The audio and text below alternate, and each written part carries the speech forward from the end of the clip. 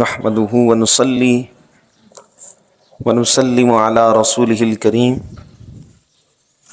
أما بعد فأعوذ بالله من الشيطان الرجيم بسم الله الرحمن الرحيم قال الله تبارك وتعالى في شان حبيبه إن الله وملائكته يصلون على النبي يا أيها الذين آمنوا صلوا عليه وسلموا تسليما اللهم صل على سيدنا ومولانا محمد وعلى آل سيدنا ومولانا محمد بعدد كل شيء معلوم لك ربي أرنا بجمالك يا رسول الله يا رسول الله يا رسول الله۔ مجاہدے کے حوالے سے ہمارا بیان چل رہا تھا۔ کل کے درس میں ہم نے آپ کے سامنے ایک حدیث پاک جسے حضرت سیدنا ابو مسعود عقبہ بن عمرو انصاری البدری رضی اللہ تعالی عنہ نے اس حدیث پاک کو بیان کیا۔ فرماتے ہیں کہ جس وقت آیت صدقہ نازل ہوئی تو ہم لوگ مزدوری کیا کرتے تھے، چنانچہ ایک شخص آیا اور اس نے کثیر مال اللہ کی راہ میں صدقہ کیا تو منافقین کہنے لگے کہ یہ ریاکار ہے، یہ دکھاوا کر رہا ہے۔ ایک دوسرا شخص آیا اور اس نے ایک صاع صدقہ کیا تو منافقین نے کہا کہ اللہ تبارک و تعالیٰ کو اس کے ایک صاع کی ضرورت نہیں، اللہ تعالیٰ اس سے مستغنی ہے، یعنی بے پرواہ ہے۔ تو اللہ تبارک و تعالیٰ نے آیت مبارکہ نازل فرمائی الذین یلمزون المطوعین من المؤمنین فی الصدقات والذین لا یجدون الا جہدہم۔ اللہ تعالیٰ نے ارشاد فرمایا وہ جو عیب لگاتے ہیں ان مسلمانوں کو کہ جو دل سے اللہ کی راہ میں صدقہ کرتے ہیں، اور ان کو بھی کہ جو اپنی محنت مزدوری اللہ کی راہ میں دیتے ہیں، دونوں پر یہ صدقہ کرنے والوں پر عیب لگاتے ہیں۔ علامہ بدر الدین عینی رحمۃ اللہ تعالی علیہ بیان فرماتے ہیں کہ حضور نبی رحمت شفیع معظم صلی اللہ تعالی علیہ وآلہ وسلم نے صدقہ کی ترغیب دی، اور آقا علیہ السلام ترغیب دیا کرتے تھے، یعنی فضائل بیان کرتے تھے اور صحابہ کرام علیہم الرضوان کو برانگیختہ کرتے تھے اس پر کہ وہ اللہ کی راہ میں صدقہ کریں۔ فرماتے سرکار دو جہاں صلی اللہ علیہ وسلم نے صدقے کی ترغیب دی تو حضرت عبد الرحمن بن عوف رضی اللہ تعالی عنہ 4000 درہم لے کر اس دن نبی کریم صلی اللہ تعالی علیہ وآلہ وسلم کی خدمت میں آئے، اور یہ 4000 درہم ان کے کل اثاثے کا نصف تھا، یعنی آدھا گھر والوں کے لیے رکھ لیا اور آدھا لے کر حضور نبی کریم صلی اللہ علیہ وسلم کی خدمت اقدس میں حاضر ہو گئے۔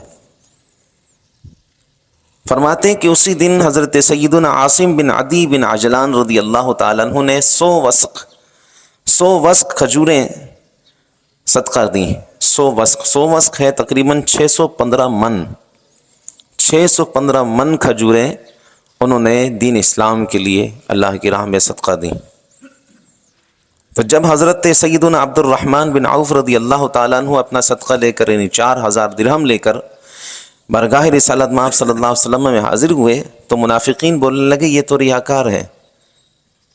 اس کی شرح میں علامہ حافظ ابن حجر عسقلانی رحمۃ اللہ تعالی علیہ فرماتے ہیں کہ یہ منافقین معتب بن قشیر اور عبد الرحمن بن نبتل، یہ 2 منافقین تھے، یہ باتیں کر رہے تھے۔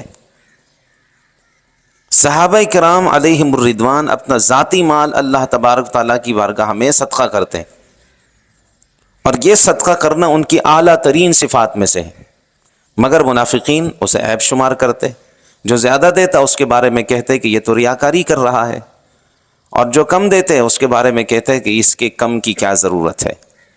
تو یوں وہ کھڑے ہو کر عیب جوئی کرتے تھے۔ اس سے معلوم ہوا کہ صحابہ کرام علیہم الرضوان پر عیب لگانا، ان کی کوتاہیاں بیان کرنا اور بتقاضۂ بشریت جو ان سے سرزد ہوا ان چھوٹی موٹی باتوں کو بیان کرنا، یہ منافقین کا طریقہ ہے۔ اور اہل ایمان کا طریقہ یہ ہے کہ وہ صحابہ کرام کی شان بیان کرتے ہیں، اور انشاءاللہ قیامت تک بیان کرتے رہیں گے۔ صحابہ کرام علیہم الرضوان کا وہ مقام اور وہ مرتبہ جو اللہ تعالیٰ نے ان کو عطا فرمایا، ان کا سب سے بڑا اعزاز جو قرآن پاک میں بیان کیا گیا وہ یہ ہے، اللہ تعالیٰ فرماتا رضی اللہ عنہم ورضوا عنہ، کہ وہ اللہ سے راضی ہوئے اور اللہ ان سے راضی ہو گیا۔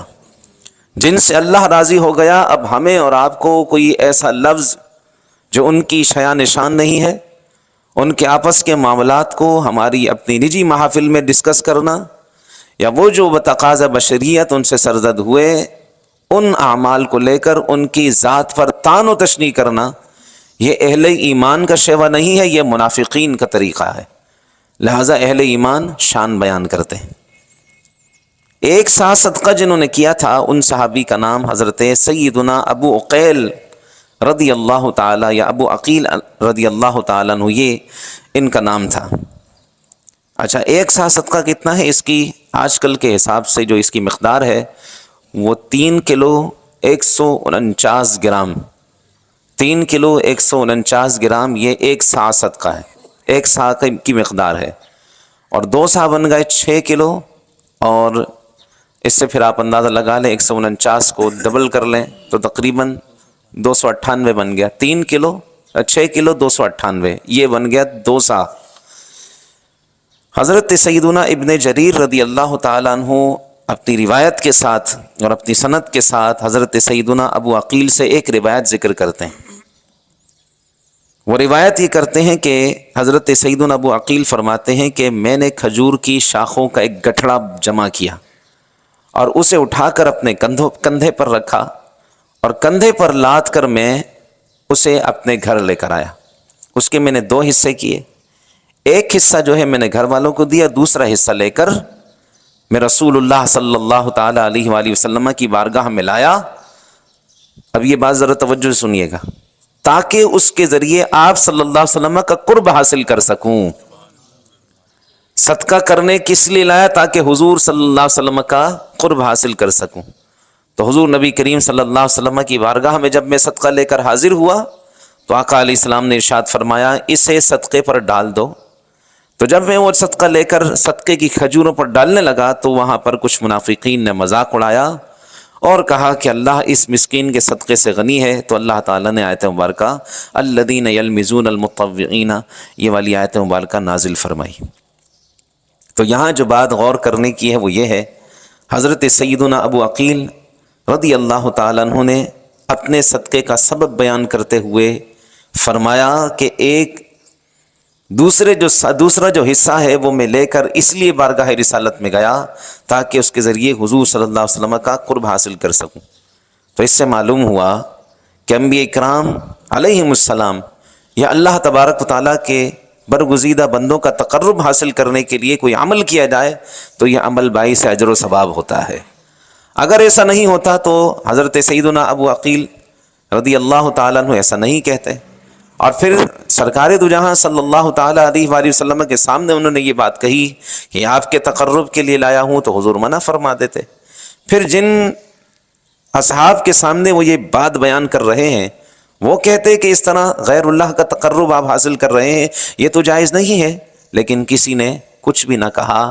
اس سے معلوم ہوا کہ اللہ تبارک تعالیٰ کے انبیاء اور اس کی بارگاہ کے مقبولان بندوں کا جو تقرب حاصل کیا جاتا ہے، یعنی تقرب کا معنی یہ ہے کہ ان کی توجہ اور ان کی رضا کے لیے کام کرنا، تو یہ معنی یہ بالکل جائز ہے۔ بعض لوگ اس کو کہتے ہیں شرک، تو ان کے لیے بڑا لمحہ فکریہ ہے کہ یہ شرک نہیں ہے۔ شرک یہ ہے کہ اللہ تعالیٰ کی ذات و صفات میں کسی کو شریک کرنا اور کسی کو مستحق عبادت سمجھنا، جبکہ اللہ کے بندوں کا جو تقرب حاصل کیے جاتے اس میں ان کو اس کی ذات میں شریک تھوڑی کیا جاتا ہے، لہٰذا یہ شرک نہیں ہے۔ اللہ تعالیٰ ایسے لوگوں کو ہدایت عطا فرمائے۔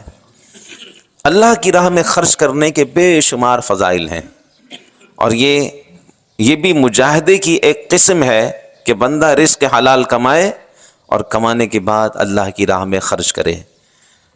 دین اسلام اس کا قطعی درس نہیں دیتا کہ آپ پیسہ کمائیں اور اپنے پاس محفوظ کرتے رہیں، یہ آپ کا نہیں ہے۔ جو آپ اپنے پاس سنبھال کے رکھے ہوئے ہیں یہ آپ کا ہو ہی نہیں سکتا، آنکھ بند ہونے کی دیر ہے، یہ تو آپ کے پیچھے آپ کی وارثوں کا ہے۔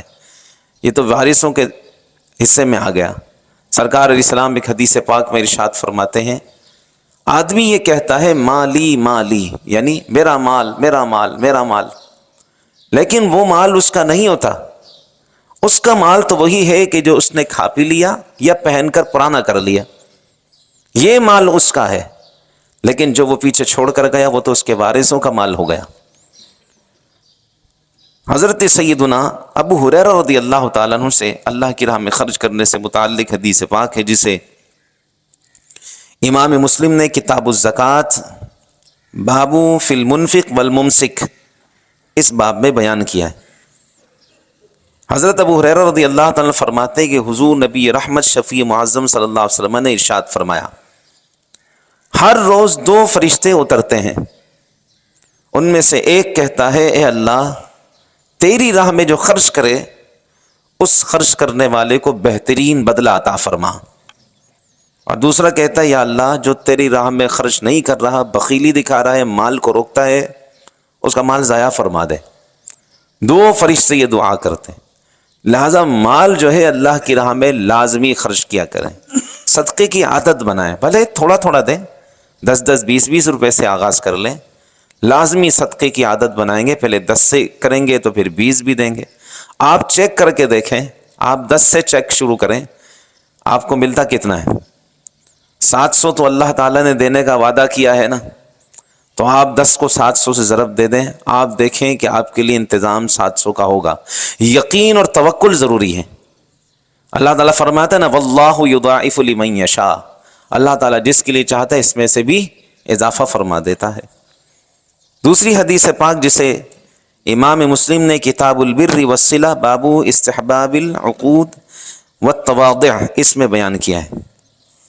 حضرت سیدنا ابو ہریرہ رضی اللہ تعالیٰ عنہ ہی اس حدیث پاک کے راوی ہیں، فرماتے ہیں کہ حضور صلی اللہ علیہ وسلم نے ارشاد فرمایا، صدقہ مال میں کمی نہیں کرتا، صدقہ مال میں کمی نہیں کرتا، اور بندے کے معاف کرنے کی وجہ سے اللہ تعالیٰ اس کی عزت کو بڑھاتا ہے، اور اللہ کی خاطر انکساری کرنے والا جو اللہ کی خاطر عاجزی اور انکساری کرتا ہے، اللہ تعالیٰ اس کے درجات کو بلند فرماتا ہے۔ اس حدیث پاک میں 3 چیزیں بیان ہوئیں۔ نمبر 1 اللہ کی راہ میں صدقہ کرنا، اس سے مال کم نہیں ہوتا، مال میں اضافہ ہوتا ہے، عادت بنائیں صدقے کی۔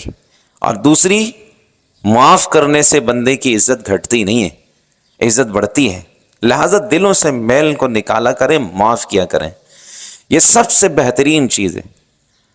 سائنس نے بھی اب تحقیق کی ہے، وہ شخص جو سب سے زیادہ لوگوں سے بغض و عناد رکھتا ہے، جلتا ہے، حسد کرتا ہے اور معاف نہیں کرتا لوگوں کو، ان کی باتیں دل میں لے کر رکھتا ہے، وہ جلدی مرتا ہے، اس کی موت جلدی واقع ہوتی ہے ہارٹ اٹیک کی وجہ سے۔ تو یہ اگر آپ چاہتے ہیں کہ جلدی چلے جائے دنیا سے تو پھر قطعی معاف نہ کریں، لیکن آپ چاہتے ہیں کہ زندگی اچھے انداز میں گزرے تو پھر جو ہے معاف کرنے کی اپنے اندر عادت پیدا کریں۔ معاف کریں گے عزت کم نہیں ہوگی، معاف کرنے سے عزت بڑھتی چلی جائے گی۔ زندگی بھی ہمیں سکھاتی ہے کہ ایک مقام پر کھڑے رہنے کا نام زندگی نہیں ہے۔ ہمارے جسم کا اٹھنا بڑھنا اونچا ہونا یہ ہمیں سکھاتا ہے کہ کسی ایک مقام پر ایک بات پر اٹکنے کا نام زندگی نہیں ہے، آگے بڑھنے کا نام ہے۔ معاف کر کے آگے بڑھتے چلے جائیں، معاف کر کے آگے بڑھتے چلے جائیں، اس سے آپ کی زندگی میں خوشگواری کا احساس ہوگا آپ کو، اور اللہ تعالیٰ کے ہاں عزت بڑھتی چلی جائے گی۔ کیوں؟ وَتُعِزُّ مَن تَشَاءُ وَتُذِلُّ مَن تَشَاءُ، عزت دینا کس کے ہاتھ میں، دست قدرت میں، اللہ تعالیٰ کے۔ تیسری حدیث پاک جسے امام ترمذی نے کتاب فضائل جہاد باب ما جاء فی فضل الصدقہ والنفقہ اس میں ارشاد فرماتے ہیں حضرت سیدنا خریم بن فاتک، کتنا خوبصورت نام ہے خریم، خا را یا میم، حریم ہمارے ہاں رکھتے ہیں، خریم رکھے خا کے ساتھ، خریم بن فاتک یہ حرم سے ہے۔ خریم بن فاتک رضی اللہ تعالی عنہ بیان فرماتے ہیں کہ رسول اللہ صلی اللہ علیہ وسلم نے ارشاد فرمایا، جو اللہ کی راہ میں کچھ صدقہ کرے، کچھ بھی دے، اللہ تعالیٰ 700 گنا ثواب اس کا لکھ دیتا ہے۔ کچھ سا مطلب ایک بھی ہو سکتا ہے، کچھ کا مطلب 10 بھی ہو سکتا ہے، لیکن بدلہ کتنا ہے؟ 700۔ دنیا میں آپ کو ملے گا انشاءاللہ، اللہ کی راہ میں دیں گے تو 700 کا بدلہ۔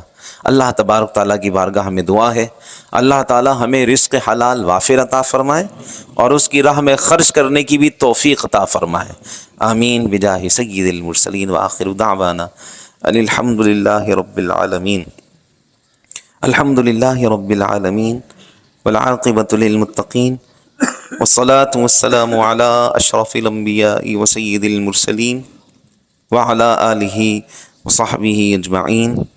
اللہم ربنا زدنا علما نافعا وعملا صالحا ولسانا ذاکرا وقلبا خاشعا وبدنا صابرا ورزقا واسعا۔ اللہم استرنا بسترک الجمیل فسہلنا یا الہی کل صعب بحرمت سید الابرار سہل۔ اللہم افتح علینا حکمتک وانشر علینا رحمتک یا ذا الجلال والاکرام۔ فصلی اللہ تعالی علی حبیبہ سیدنا محمد وآلہ وصحبہ اجمعین برحمتک یا رب۔